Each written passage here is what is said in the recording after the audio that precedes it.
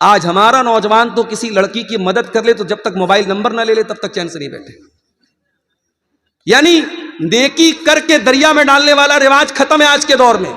موسیٰ علیہ السلام ان دونوں عورتوں کی مدد کرتے ہیں اور مدد کرنے کے بعد آ کر کے پیڑ کے نیچے بیٹھ جاتے ہیں اور اللہ کی بارگاہ میں دعا کرتے ہیں, رب انی لما انزلت الی من خیر فقیر, اے اللہ میں تیرا بندہ ہوں, تیرے کرم کا محتاج ہوں, اے اللہ تو خیر نازل فرما دے, میں تیرے خیر کا محتاج ہوں, تیری بھلائی کا محتاج ہوں.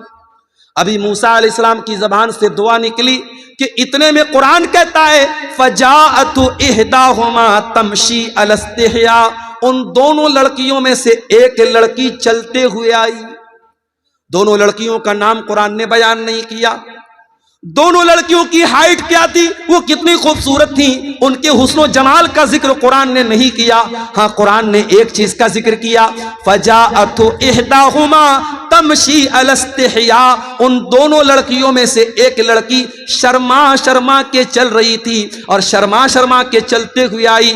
پتہ یہ چلا میری بہنوں کہ آپ کی خوبصورتی کی اللہ کی ہاں اتنی اہمیت نہیں ہے, آپ کے حسن و جمال کی اللہ تعالیٰ کے اتنی اہمیت نہیں ہے جتنی آپ کی شرم و حیا کی ہے. جس عورت نے اپنی شرم و حیا کو بچا کے رکھا, جس عورت نے اپنی پاک دامنی کو بچا کے رکھا, اس سے زیادہ اللہ کے یہاں کسی عورت کا مقام نہیں ہے. وہ لڑکی شرما شرما کے چل رہی تھی, اللہ تعالیٰ نے اس لڑکی کی چال کو بیان کیا کہ وہ شرما شرما کے چل رہی تھی اور آئی اور آ کر کے کہنے لگی ان ابی ادعوک لیجزیک اجر ما سقیت لنا, کہ اے نوجوان میرے ابو آپ کو بلا رہے ہیں, آپ نے ہماری بکریوں کو پانی پلایا ہے, چلیے ہمارے ابو آپ کو کچھ انعام دینا چاہتے ہیں, کچھ ریوارڈ دینا چاہتے ہیں. اب موسیٰ علیہ السلام آگے آگے چل رہے ہیں, پیچھے پیچھے لڑکی چل رہی. چاہتے تو لڑکی آگے رہتی, موسیٰ علیہ السلام پیچھے رہتے, مگر ایک مرد کی عفت کا تقاضا یہ ہے کہ اگر عورت ساتھ میں ہے تو مرد آگے چلے, عورت پیچھے چلے. عورت راستہ بتا رہی ہے اور بتاتے بتاتے موسیٰ علیہ السلام اس لڑکی کے گھر پہنچے. لڑکی کے باپ کا نام شعیب تھا. وہاں حضرت موسیٰ کی ان سے بات ہوئی تو حضرت شعیب نے کہا کہ میری یہ 2 بیٹیاں ہیں, میں چاہتا ہوں کہ کسی ایک بیٹی کا نکاح میں تم سے کر دوں, مگر شرط یہ ہے کہ آپ کو 8 سال یا 10 سال میرے گھر پہ کام کرنا پڑے گا. 8 سال 10 سال اگر آپ میرے گھر پہ کام کریں گے تو میں اسی کو مہر بنا دیتا ہوں اور اپنی کسی ایک لڑکی کی شادی آپ سے کر دیتا ہوں. آج ہمارے یہاں لڑکوں کی شادی ہوتی ہے تو لڑکی والوں سے پوچھا جاتا ہے کہ کیا دیں گے آپ, بائک دیں گے, 4 ویلر دیں گے, بلیٹ دیں گے, کیا دیں گے, کتنا کیش دیں گے. یہاں پیغمبر کو, موسیٰ علیہ السلام جیسے نبی کو شادی کرنے کے لیے 10 سال کام کرنا پڑا.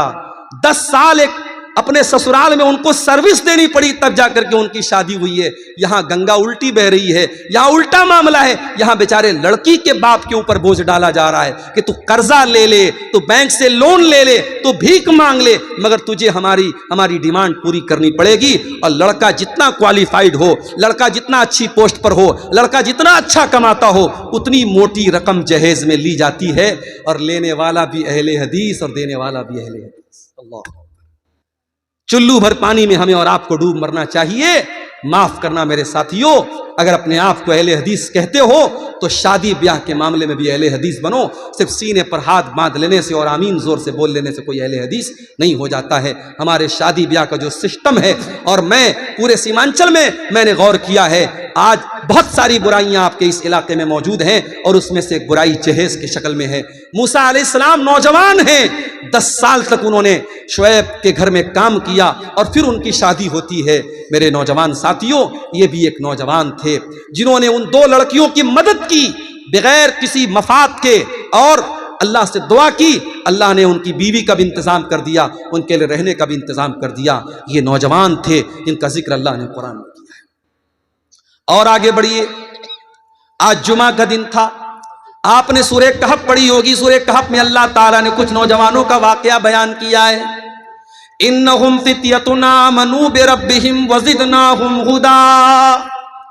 اللہ کے کچھ نوجوان بندے ایسے بھی تھے, ساری قوم مشرک تھی, ساری قوم اللہ کے ساتھ شرک کرتی تھی, مگر ان چند نوجوانوں کے دل میں اللہ تعالیٰ نے توحید ڈال دیا, وہ ایک اللہ کے اوپر ایمان لے آئے، توحید کے راستے پر آ گئے. اور جب ان کو یہ پتا چلا کہ اگر اپنی قوم کو ہم بتائیں گے کہ ہم توحید پر چل رہے ہیں، ہماری قوم کے لوگ ہمارا جینا حرام کر دیں گے. فَأَوُوا إِلَى الْكَهْفِ، تو ان نوجوانوں نے ایک پہاڑ کی گفا میں جا کر کے، غار میں جا کر کے پناہ لے لی. وہ اچھے باپ کی اولاد تھے، بڑے باپ کی اولاد تھے، حویلیوں میں رہتے تھے، محلوں میں رہتے تھے، لیکن اپنے ایمان کو بچانے کے لیے، اپنی توحید کو بچانے کے لیے ان نوجوانوں نے اپنے باپ کا محل چھوڑ دیا، اپنی ماں کی حویلی چھوڑ دی اور پہاڑ کی گفا میں جا کر کے پناہ لے لی. اور پہاڑ کی گفا میں جا کر کے 309 سال تک وہ سوئے رہے. اللہ تعالیٰ نے 309 سال تک ان کو سلا کے رکھا. یہ پورا واقعہ اللہ تعالیٰ نے بیان کیا ہے. اور ایک چیز کو اللہ تعالیٰ نے ہائی لائٹ کیا ہے، انہم فتیۃ آمنوا بربہم، کہ یہ چند نوجوان تھے جنہوں نے اتنا بڑا کارنامہ انجام دیا. پتہ یہ چلا میرے نوجوان بھائیوں کہ اللہ کی توحید کے لیے اپنے باپ کا محل چھوڑ دینا اور عیش و آرام چھوڑ دینا یہ آسان کام نہیں ہے، یہ ایک نوجوان ہی کر سکتا ہے. میرے پیارے نوجوان ساتھیوں، ذرا اصحاب کہف کو اپنے سامنے رکھو اور سوچو کہ وہ کہاں کھڑے تھے اور ہم کہاں کھڑے ہیں. وہ اپنی توحید اور ایمان کو بچانے کے لیے کہاں چلے گئے اور آج ہم کہاں کھڑے. آج ہمارے پاس خبریں آتی ہیں، میڈیا کے اندر نیوز آتی ہے کہ جھارکھنڈ کی راجدھانی رانچی کے اندر ایک لڑکی جس کا نام نصرت جہاں تھا، مسلمان لڑکی تھی، 5 ٹائم کی نماز پڑھنے والی لڑکی تھی، دیندار فیملی سے اس کا تعلق تھا. فیس بک پر ایک لڑکے سے دوستی ہوتی ہے، ایک غیر مسلم لڑکے کے ساتھ اس کو عشق و محبت کا بخار چڑھتا ہے. وہ غیر مسلم لڑکا اس کے سامنے شرط رکھتا ہے کہ تم مجھ سے پیار کرتی ہو تو اپنے ماں باپ کو چھوڑ کے بھاگ کر کے میرے پاس آنا پڑے گا. وہ لڑکی اپنے ماں باپ کی عزت کو داؤں پہ لگا لیتی ہے اور لڑکے کے ساتھ بھاگ کے شادی کرتی ہے، کورٹ میرج کرتی ہے. اور اتنا ہی نہیں، اپنا دھرم پریورتن بھی کر لیتی ہے، اسلام کو چھوڑ دیتی ہے اور نصرت جہاں سے نشا سنگھ بن جاتی ہے. اور میڈیا میں باقاعدہ اس کی خبریں آتی ہیں. یہ افسوس کی بات نہیں ہے میرے بھائیو، یہ پوری قوم کے چہرے پر تھپڑ ہے اور پوری قوم کی غیرت کو للکارنے والی بات ہے کہ آپ اپنی بچیوں کو، اپنی جوان بیٹیوں کو ایمان کی اور توحید کی اہمیت نہیں بتا سکے اور ایک لڑکے کے پیار کے چکر میں آپ کی قوم کی بچیاں آج اپنے دین اور ایمان کا سمجھوتا کر رہی ہیں. آج ممبئی جیسے شہروں میں اور دلی جیسے شہروں میں چلے جاؤ، کسی پکنک اسپاٹ پر، کسی پارک میں، کسی ہوٹل میں آپ کو کتنی برقع پہننے والی لڑکیاں غیر مسلم لڑکوں کے ساتھ گل چھرے اڑاتی ہوئی نظر آ جائیں گی. یہ مناظر دیکھنے کی اب آنکھوں کو عادت ہو گئی ہے، یہ آنکھیں عادی ہو گئی ہیں ان مناظر کی. شرم آتی ہے، غیرت آتی ہے، مگر غیرت جس چیز کا نام تھا وہ آج ہمارے گھروں سے رخصت ہو گئی ہے. میرے پیارے ساتھیوں، میرے نوجوانوں، سب سے پہلے تو اپنی توحید کی حفاظت کرو، اپنے ایمان کی حفاظت کرو. یاد رکھو میرے نوجوانوں، آپ سپول کے جس علاقے میں رہتے ہیں، نیپال کی بارڈر سے سٹا ہوا یہ علاقہ، مجھے بعض لوگوں نے بتایا کہ 2008 میں غالباً یہاں بہت بڑا سیلاب آیا تھا. اس کے بعد سے الحمدللہ یہ علاقہ بہت ترقی پر ہے، مگر ابھی بھی بہت سارے معاملات میں آپ کا علاقہ پچھڑا ہوا ہے. لیکن ہاں، ٹاپو کا یہ علاقہ جانا جاتا ہے کہ ہاں مسلمانوں کا ایک بڑا بیلٹ ہے، مسلمانوں کی ایک بڑی آبادی ہے. آپ کے گھر کمزور ہوں گے، آپ کا لائف اسٹائل کمزور ہوگا، آپ کے گھر میں غربت ہوگی، میں مانتا ہوں، لیکن اگر ایمان بچا کے لے کے چلے گئے، توحید بچا کے لے کے چلے گئے، تو یاد رکھیے میرے پیارے ساتھیوں، ہم ان کروڑ پتیوں سے بہتر ہیں جن کے پاس ایمان کی دولت نہیں. اللہ تعالیٰ کل قیامت کے دن پوچھے گا، میرے بندے تو کیا لے کر کے آیا ہے؟ اے اللہ، ہم غریبوں کے پاس زیادہ نیکیاں تو نہیں ہیں، زیادہ صدقہ خیرات تو نہیں ہے، زیادہ تقوی طہارت تو نہیں ہے، لیکن اے اللہ تیری توحید کو لے کر کے آئے ہیں، تیرے سوا کسی اور کے در پہ کبھی ہاتھ نہ پھیلایا، تیرے سوا کسی اور کو مشکل کشا نہ جانا، تیرے سوا کسی اور سے ہم نے ہاتھ نہ پھیلایا. اے اللہ تیری توحید کو لے کر کے آئے ہیں، تیرے اوپر ایمان رکھنے والے ہیں. اگر توحید کو لے کے جائیں گے اللہ کیا کامیاب ہو جائیں گے. اور سب لے کے چلے گئے، اگر توحید توحید کو نہ بچا پائے، ایمان کو نہ بچا پائے، تو ہم سے زیادہ خسارہ اٹھانے والا کوئی نہ ہوگا۔ ان الذین کفروا وماتوا وهم کفار فلن يقبل من احدهم ملء الارض ذهبا۔ جو لوگ ایمان کے بغیر اللہ کے یہاں جائیں گے، جو کفر کی حالت میں اللہ کے پاس جائیں گے، وہ زمین بھر کے سونا بھی اگر دے دیں، اللہ کے یہاں ان کا سونا قبول نہیں کیا جائے گا۔ زمین بھر کے سونا بھی اگر کوئی دے دے، ایمان کا مقابلہ نہیں کر سکتا ہے۔ اس ایمان کی حفاظت کرو میرے پیارے ساتھی۔ ابھی بنارس سے میں پٹنہ آیا، 3.5 گھنٹے کا سفر میں نے ٹرین کے اندر کھڑے ہو کر کے طے کیا۔ لاکھوں لوگوں کی بھیڑ آج بہار سے اتر پردیش جا رہی ہے۔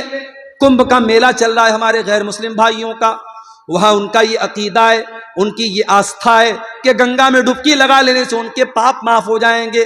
مرد بھی جا رہے ہیں، عورتیں بھی جا رہی ہیں، ٹرینیں کھچا کھچ بھری ہوئی ہیں۔ وہاں میلے کی جو ویڈیو آ رہی ہے، وہاں جو منظر دیکھا جا رہا ہے، بہت سارے وہاں ایسے بھی لوگ ہیں جو سر سے پیر تک ننگے ہیں، مادرزاد ننگے ہیں۔ شرمگاہ نظر آ رہی ہے، ان کو کوئی حیا نہیں، ان کو کوئی شرم نہیں۔ ان کو یہ بتا دیا گیا کہ یہ بھی بھکتی کی ایک شکل ہے، یہ بھی اوپر والے کو خوش کرنے کی ایک شکل ہے۔ میرے پیارے ساتھیوں، یہ منظر دیکھ کر کے کیا آپ کے دل میں یہ احساس پیدا نہیں ہوتا، الحمدللہ علی نعمت الاسلام، اے اللہ تیرا شکر ہے کہ تو نے ہم کو مسلمان بنایا۔ ہمارے مذہب میں کوئی ایسی عبادت نہیں جس میں انسان کو ننگا ہونا پڑے، ہمارے مذہب میں کوئی ایسی عبادت نہیں جس میں انسان سے ایسا کام کرایا جائے جو انسان کے بس کے باہر ہو۔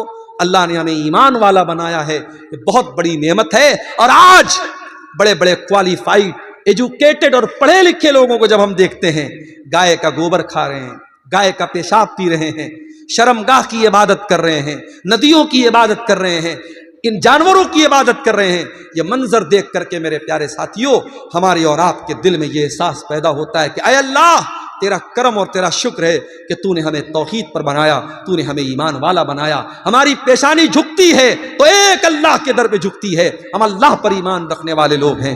اسی لیے اللہ نے ہم کو دعا سکھائی، ربنا لا تزغ قلوبنا بعد اذ ہدیتنا وہب لنا من لدنک رحمہ انک انت الوہاب۔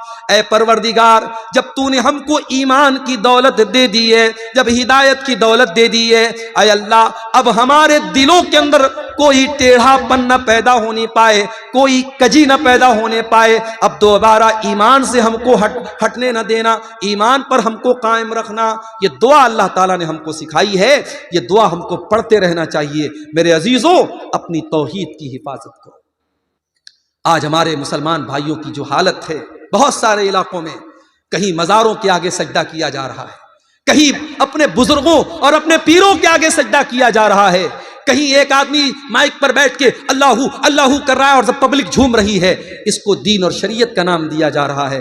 مولانا الطاف حسین حالی نے 100 سال پہلے کہا تھا، کرے غیر گربت کی پوجا تو کافر، کواکب میں مانے کرشمہ تو کافر، جھکے آگ پر بہر سجدہ تو کافر، جو ٹھہرائے بیٹا خدا کا تو کافر، مگر مومنوں پر کشادہ ہے راہیں، پرستش کریں شوق سے جس کی چاہیں، نبی کو جو چاہیں خدا کر دکھائیں، اماموں کا رتبہ نبی سے بڑھائیں، مزاروں پہ جا جا کے نظریں چڑھائیں، شہیدوں سے جا جا کے مانگے دعائیں، نہ توحید میں کچھ فرق اس سے آوے، نہ اسلام بگڑے نہ ایمان جاوے۔ مسلمان یہ سمجھتا ہے اس کی توحید پکی ہے، وہ کچھ بھی کر دے اس کی توحید پر کوئی فرق نہیں پڑتا۔ میرے عزیزوں، میرے نوجوانوں، اس ایمان کی حفاظت کرو۔ اپنی بہنوں سے خاص طور سے کہنا چاہتا ہوں، اور سپول کے اس علاقے میں نے کئی بنات کے مدرسے دیکھے، بڑے اچھے اچھے ادارے آپ کے علاقے میں چل رہے ہیں اور ہزاروں کی تعداد میں بچیاں یہاں پڑھ رہی ہیں۔ اپنی بہنوں سے ایک بات کہنا چاہوں گا جو ان اداروں میں پڑھتی ہیں اور عالمہ بن کے نکلتی ہیں، بڑے ادب کے ساتھ ایک بات کہنا چاہوں گا کہ اے بنات کے اداروں میں پڑھنے والی بچیوں، جب دنیا تم کو عالمہ کہتی ہے تو یہ عالمہ کا ٹائٹل، اس کی لاج رکھنا، اس کی لاج رکھنا۔ جو لڑکی عالمہ بن کے سماج میں آتی ہے اس پر سب کی نظریں ہوتی ہیں۔ اگر عالمہ لڑکی بے حیائی کرتی ہے، عالمہ لڑکی غلط کام کرتی ہے تو صرف ایک لڑکی بدنام نہیں ہوتی ہے، یہ مدرسے بدنام ہوتے ہیں، یہ علم بدنام ہوتا ہے۔ اس لیے اپنے علم کی لاج رکھنا۔ آج نہیں اس کو آف کر دیجیے، فون آتا رہے گا. فون کرنے والوں کو تھوڑی پتا ہے کہ ہم لوگ بھی سوتے ہیں، ہم لوگ بھی انسان ہیں. رات کو 2 بجے لوگ فون کرتے ہیں. ایک مرتبہ صبح بالکل فجر کے ٹائم فون آیا، مولانا صاحب عقیقہ کا جانور دتا ہونا چاہیے یا نہیں؟ میں نے کہا بھائی سو جا اللہ کے بندے. بولا میں بکرا لینے آیا ہوں، مارکیٹ میں کھڑا ہوں. تو بھائی ایک دن پہلے تو پوچھ لیتا. تو اسی لیے اب نمبر کسی کو دیتے ہوئے ڈر لگتا ہے، کب انسان فون کر. دیکھیے رات میں کتنا ٹائم ہو رہا ہے، ابھی 12:30 ہو رہا ہے، فون کر رہے ہیں حضرت. تو یہ حالات ہیں میرے پیارے ساتھیوں. اپنی بہنوں سے کہنا چاہتا ہوں کہ سماج میں آج بہت ساری لڑکیاں ہیں جن کو باقاعدہ ٹارگٹ کیا جا رہا ہے، ان کی توحید خطرے میں ہے. آپ اگر عالمہ بن کے سماج میں آتی ہیں، آپ کا کام صرف اتنا نہیں ہے کہ کہہ دیا جائے کہ فلاں ادارے سے یہ پڑھی ہے. اگر آپ عالمہ ہیں تو آپ کو توحید اور ایمان کی دعوت بھی دینا ہے، آپ کو ایمان بچانا ہے لوگوں. اور آگے بڑھیے. ہمارے نوجوانوں میں ایک پرابلم اور بھی ہے، ایک بہت بڑا بگاڑ ہمارے نوجوانوں میں اور بھی ہے. ہمارے نوجوانوں کو پتہ ہی نہیں ان کی زندگی کا مقصد کیا ہے. اگر مقصد صرف کھانا کمانا ہے، اگر مقصد سپول کے رہنے والے کا یہ کہ میں دبئی جا کے کام کروں اور لاکھ روپیہ مہینہ کما کے لاؤں، اگر مقصد یہ کہ میں روس میں جا کے کام کروں اور لاکھوں روپیہ میرے گھر میں آئے، اگر مقصد صرف جاب کرنا ہے، اگر مقصد صرف پیسہ کمانا ہے، معاف کرنا میرے نوجوانوں، آپ نے اپنی زندگی کا مقصد نہیں سمجھا. کیا مقصد ہماری زندگی کا ہے؟ اللہ فرماتا ہے وَمَا خَلَقْتُ الْجِنَّ وَالْإِنسَ إِلَّا لِيَعْبُدُونَ. میرے بندو تم پیدا کیے گئے ہو اللہ کو راضی کرنے کے لیے. تم اس لیے دنیا میں تم کو پیدا کیا گیا ہے کہ تم اللہ کو راضی کرو. اسی لیے مسلمان کا نعرہ کیا ہوتا ہے؟ ان صلاتی و نسکی و محیایا و مماتی للہ رب العالمین. میری نماز اللہ کے لیے، میری قربانی اللہ کے لیے، میرا جینا اللہ کے لیے، میرا مرنا اللہ کے لیے. میری زندگی کا مقصد تیرے دین کی سرفرازی. میں اسی لیے مسلمان، میں اسی لیے نمازی. میرے نوجوانوں اپنی زندگی کے مقصد کو پہچانو. دنیا کا اصول ہے، یہ میرے ہاتھ میں گھڑی لگی ہے، جب تک یہ ٹائم بتا رہی ہے میں ہاتھ میں پہنے ہوں. جس دن اس میں بیٹری ختم ہو جائے تو جب تک یہ دوبارہ چلنے نہ لگے میں اپنی کلائی میں اس کو نہیں پہنوں گا. اگر پہنوں گا تو لوگ کہیں گے مولانا گھڑی لگائے اور گھڑی چل نہیں رہی ہے. گھڑی کا کام ہے چلنا. اے مسلمان تیری زندگی کا مقصد اللہ کو راضی کرنا ہے. کھانا کمانا انجوائے کرنا یہ سیکنڈری چیز ہے، پرائمری چیز یہ ہے کہ تو اللہ کو راضی کر لے. میرے نوجوان ساتھیوں اپنی زندگی کے مقصد کو پہچانو، اللہ کو راضی کرو. اور آگے بڑھیے. ہمارے نوجوانوں میں ایک بہت بڑا بگاڑ ہم یہ بھی دیکھ رہے ہیں کہ وہ دھیرے دھیرے دنیا پرست ہوتے چلے جا رہے ہیں. ان کی زندگی کا مقصد صرف دنیا کمانا ہے اور آخرت کی ان کو کوئی چنتا نہیں ہے. آج جمعہ کا دن تھا، آپ مسجد میں گئے ہوں گے، امام صاحب نے جمعہ کی نماز پڑھائی ہوگی. پہلی رکعت میں امام صاحب نے سورہ اعلیٰ پڑھی ہوگی. سورہ اعلیٰ کے اندر آپ نے قرآن کی یہ آیت بھی سنی ہوگی، بل تؤثرون الحیات الدنیا والآخرۃ خیر وابقی.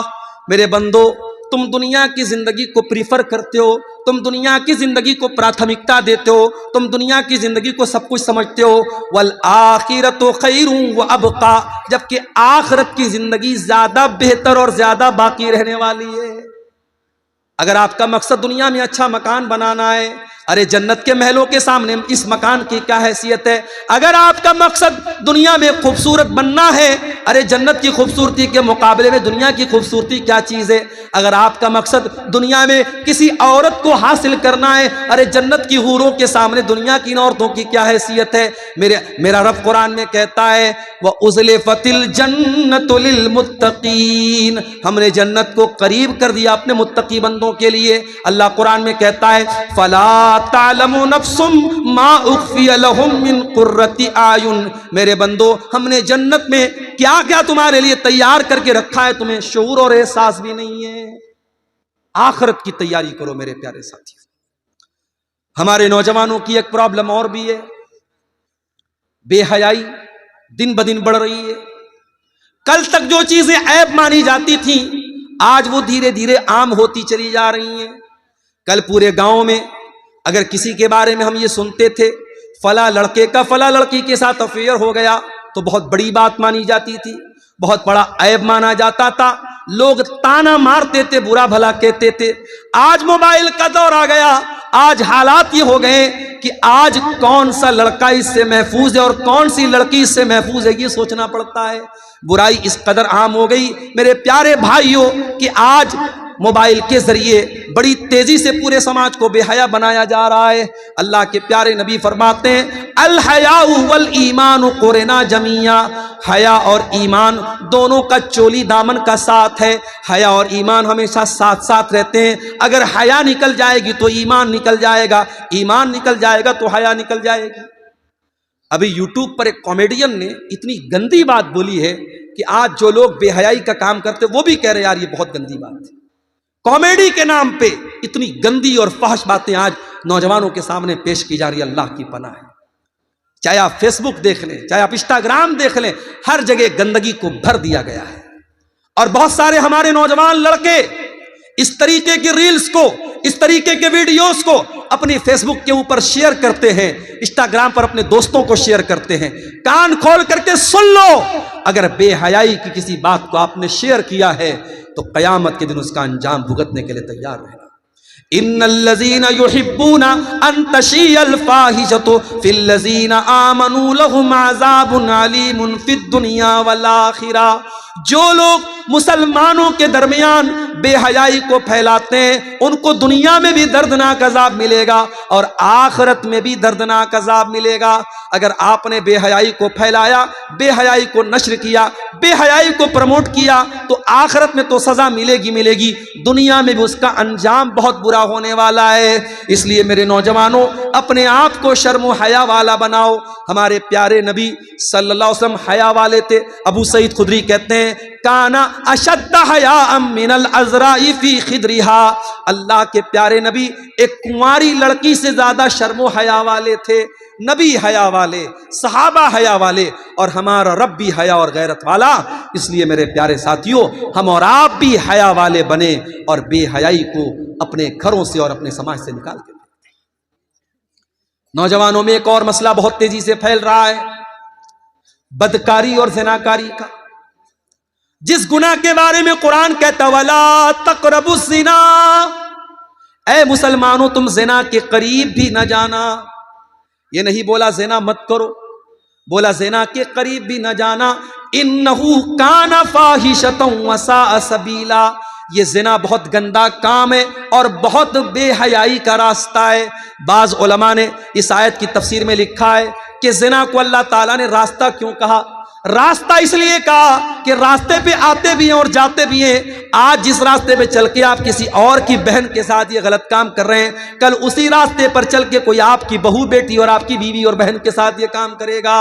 یہ زنا بھی ایک قرض ہے میرے پیارے ساتھیوں. اگر آج آپ اس راستے پہ چل رہے ہیں تو اسی راستے پہ چل کے کل کوئی آپ کے گھر تک آئے گا. اسی لیے ہماری شریعت نے ہر اس عمل سے روکا ہے جو زنا کے قریب لے کے جاتا ہو. کیوں لڑکیوں کو حکم دیا گیا کہ گھر سے نکلو تو پردے میں نکلو؟ کیوں کہا گیا وَقَرْنَ فِي بُيُوتِكُنَّ، اے مسلمان عورتوں تم گھر میں رہا کرو. وَلَا تَبَرَّجْنَ تَبَرُّجَ الْجَاهِلِيَّةِ الْأُولَىٰ، اور جب گھر سے نکلا کرو تو بن سور کر کے نہ نکلا کرو، اپنے آپ کو ایکسپوز کر کے نہ نکلا کرو. معاف کرنا، اب تو نقاب بھی ایسے ایسے آتے ہیں کہ نقاب بھی عورت کو ایکسپوز کر رہے ہیں. آپ کے دیہاتوں میں نے دیکھا نقاب کے اوپر باقاعدہ لائٹ لگی ہوئی ہے. اب کوئی پوچھے کہ اللہ کی بندی تو لائٹ لگا کے کیوں گھوم رہی ہے؟ بعض لڑکیوں کو دیکھا کہ نقاب کے اوپر پٹی لگی ہے اور پٹی پہ ماشاءاللہ لکھا ہوا ہے. ارے ہوگی تو ماشاءاللہ، مگر اس کو نقاب کے ذریعے اعلان کرنے کی کیا ضرورت ہے؟ بعض لڑکیوں کو دیکھا گیا کہ نقاب کے اوپر لکھا ہے اسلام کی شہزادی. ہائے ہائے، اسلام کی شہزادی، نقاب پہ لکھ کے گھوم رہی اسلام کی شہزادی. نقاب اور پردے کا مقصد تجھے چھپانا تھا، تجھے پردے میں رکھنا تھا. اے مسلمان عورت، تو نے نقاب کو بھی اپنے آپ کو نمایاں کرنے کا ذریعہ بنا لیا. اس پردے کو سادہ ہی رہنے دو، اس پردے کو رنگین مت بناؤ. میری پیاری بہنوں، اللہ کہہ رہا ہے کہ اے عورتوں گھر سے نکلو تو بن سور کر کے نہ نکلا کرو. کیوں ایسا کہا گیا؟ اسی لیے تو کہا گیا کہ زناکاری کو روک دیا جائے. کہیں فرمایا وَقُلْ لِلْمُؤْمِنَاتِ يَغْضُضْنَ مِنْ أَبْصَارِهِنَّ وَيَحْفَظْنَ فُرُوجَهُنَّ، اے نبی مسلمان عورتوں سے کہہ دیجئے اپنی نگاہوں کو نیچی رکھیں اور اپنی شرمگاہ کی حفاظت کریں. وَلَا يُبْدِينَ زِينَتَهُنَّ، اور اے مسلمان عورتوں تم اپنی زینت کو، اپنی خوبصورتی کو ظاہر مت کیا کرو.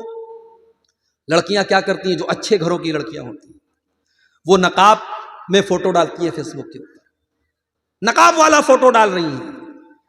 اسلام کی بیٹی پارک میں ٹہل رہی ہے نقاب پہن کر کے، اپنی مہندی کا ڈیزائن دکھا رہی ہے. صاف کھلتے بھی نہیں، سامنے آتے بھی نہیں. دو رنگی چھوڑ یک رنگ ہو جا. اے مسلمان بہن، تجھے اگر فیس بک پر اپنی خوبصورتی دکھانا ہی ہے تو کیوں یہ پردے کا ناٹک کرے؟ پردہ بھی تو ہٹا دے. یہ تیرے ہاتھوں کی مہندی کا ڈیزائن، یہ تیرے گلے کا ہار، یہ تیرے ہاتھوں کا کنگن، یہ بھی اسلام کے اندر زینت ہے، اور اسے بھی سوشل میڈیا پر ڈالنا تیرے لیے مناسب نہیں ہے. میری پیاری ماں اور بہنوں، اپنی زینت کو کسی اور کے سامنے ظاہر مت کرو. اور اگر آپ کو یہ لگتا ہے کہ اسلام بڑی پابندی ہمارے اوپر لگاتا ہے تو میں بڑی موٹی سی مثال دیتا ہوں اور بڑا آسان سی مثال دیتا ہوں. 10,000 والا موبائل ہوتا ہے تو کہیں بھی رکھ لیتے ہیں پاکٹ میں، اور 1 لاکھ روپے والا آئی فون ہوتا ہے یا سیمسنگ کا کوئی مہنگا فون ہوتا ہے 1,00,000 1.5 لاکھ روپے کا، تو صرف اس کا کور آتا ہے 1,000 روپے کا. اس کو بہت اچھے قیمتی کور میں رکھا جاتا ہے، اس کو سنبھال کے رکھا جاتا ہے. اور انسان کہیں گرتا ہے اور ٹوٹنے کی آواز آتی ہے تو کہتا ہے اللہ کرے پیر ٹوٹا ہو موبائل نہ ٹوٹا ہو.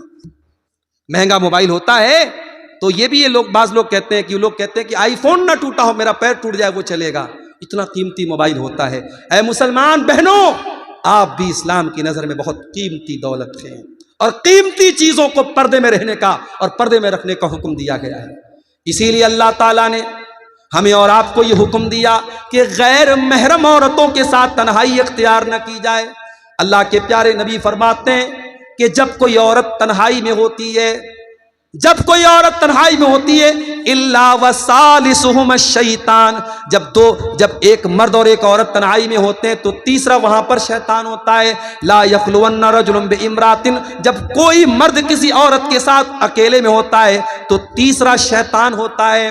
میرے نوجوانوں نوٹ کر لو، میری بہنوں نوٹ کر لو، آپ فیس بک کے اوپر جب کسی لڑکی سے چیٹنگ کر رہے ہو، جب کوئی لڑکی کسی لڑکے کے ساتھ چیٹنگ کر رہی ہے، وہاں پر بھی تیسرا شیطان موجود ہے. لڑکی چاہے اپنے دور کی بہت بڑی عالمہ ہو اور لڑکا بہت متقی اور پرہیزگار ہو، اگر دونوں فیس بک پر اور سوشل میڈیا پر باتیں کر رہے ہیں تو شیطان وہاں پر بھی بیٹھا ہے. اور ابھی جو میں نے واقعہ بیان کیا نشا سنگھ نام کی ایک لڑکی کا، جو نصرت جہاں سے نشا سنگھ بن گئی، فیس بک کی چیٹنگ کے ذریعے ہی یہ معاملہ ہوا ہے. آج سوشل میڈیا پر ہونے والی بات چیت زناکاری کے اڈے تک پہنچا دیتی ہے. اسی لیے میرے نوجوان ساتھیوں، میں آپ سے بڑے ادب سے کہتا ہوں، اپنی بہنوں سے خاص طور سے کہتا ہوں کہ یہ موبائل ایک خنجر ہے آپ کے ہاتھ میں، ایک دو دھاری خنجر ہے. اس موبائل کے ذریعے آپ علماء کے بیان بھی سن سکتی ہیں، اس موبائل کے ذریعے قرآن کی تلاوت بھی کر سکتی ہیں، اس موبائل کے ذریعے آپ اچھی کتابوں کا مطالعہ بھی کر سکتے ہیں، اور اس موبائل کے ذریعے بے حیائی اور گندگی کے کام بھی کیے جا سکتے ہیں. اب آپ کے اوپر میٹر کرتا ہے اور ڈیپینڈ کرتا ہے کہ آپ اس موبائل کا کیسے استعمال کرتے ہیں. آج ہمارے بہت سارے نوجوان زناکاری اور بدکاری کے اس دلدل میں ڈوبے ہوئے ہیں. اور آگے بڑھیے، ہمارے نوجوانوں میں ایک اور برائی ہم دیکھ رہے ہیں، حرام کمائی کی برائی. کیا ہو گیا بھائی؟ اللہ،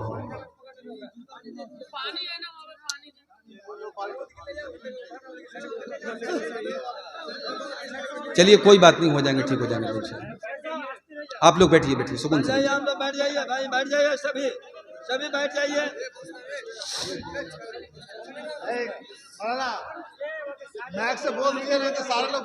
نہیں کوئی مسئلہ نہیں ہو، کسی کو مرگی آ گئی آتی ہے، کوئی مسئلہ نہیں.